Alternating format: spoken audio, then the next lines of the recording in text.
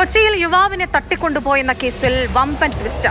തട്ടിക്കൊണ്ടുപോകപ്പെട്ട യുവാവ് റിജോയി അടക്കം 4 പേരെ MDMAയുമായി ഡാൻസ് ഓഫ് സംഘം പിന്നീട് പിടികൂടി. റിജോയിയെ തട്ടിക്കൊണ്ടുപോയവർക്കായി മരട് പോലീസ് അന്വേഷണം ഊർജിതമാക്കിയിരിക്കുകയായിരുന്നു. വൈകിട്ടോടെ 3-അംഗ സംഘത്തിന് പിടിവീഴുകയും ചെയ്തു. ഇവരിൽ നിന്ന് ലഹരിയും കണ്ടെത്തി. കേസിൽ ഇനിയും പ്രതികളുണ്ട്.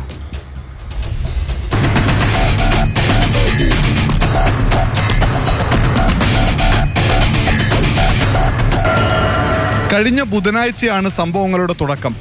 കൊച്ചി കുണ്ടന്നൂരിൽ വെച്ച് രാത്രി 10 മണിക്ക് യുവാവിനെ ഒരു സംഘം കാറിലെത്തി തട്ടിക്കൊണ്ടുപോകുന്നതായി ഒരാൾ കണ്ടു. ഡെലിവറി ബോയ് ആയ ഇയാൾ മരട് സ്റ്റേഷനിൽ വിവരമറിയിച്ചു. CCTV കേന്ദ്രീകരിച്ച് പോലീസ് നടത്തിയ പരിശോധനയിൽ കിട്ടിയ വിവരത്തിൽ കഴമ്പുണ്ടെന്ന് ബോധ്യമായി. ചുവന്ന സ്കൂട്ടറിലെത്തിയ ആളെ വെള്ള കാറിലെത്തിയവർ തട്ടിക്കൊണ്ടുപോയതിന് പോലീസ് കേസെടുത്തു. ശേഷം ആരെയാണ് തട്ടിക്കൊണ്ടുപോയത്, ആരൊക്കെയാണ് പ്രതികൾ തുടങ്ങിയ കാര്യങ്ങളിൽ മരട് പോലീസ് അന്വേഷണം തുടങ്ങി.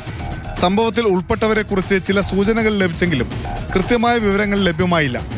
അങ്ങനെ അന്വേഷണം പുരോഗമിക്കുന്നതിനിടയിലാണ് ട്വിസ്റ്റ് വന്നത്. തട്ടിക്കൊണ്ടുപോകപ്പെട്ടയാൾ ലഹരിയുമായി പാലാരിവട്ടം പ്രദേശത്ത് ഡാൻസ് ഓഫിന്റെ വലയിൽ. മരട് സ്വദേശി റിജോയി ബെക്സണൊപ്പം പാർവതി, സാന്ദ്രാഞ്ജലി, ബിനു മോഹനൻ എന്നിവരും 4.5 ഗ്രാം MDMAയുമായി പിടിയിലായി. വെണ്ണല ഭാഗത്ത് വീടെടുത്ത് ലഹരി വിൽപ്പനയായിരുന്നു ഈ സംഘത്തിന്റെ പരിപാടി.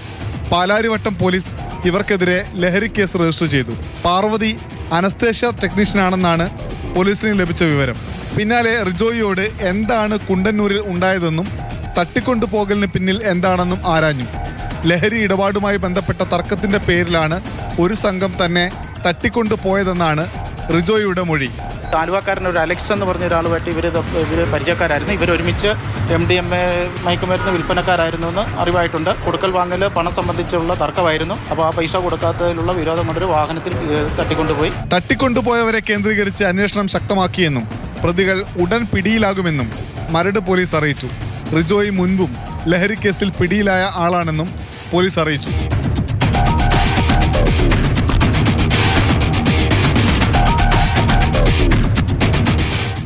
മാതൃഭൂമി ന്യൂസ്, കൊച്ചി.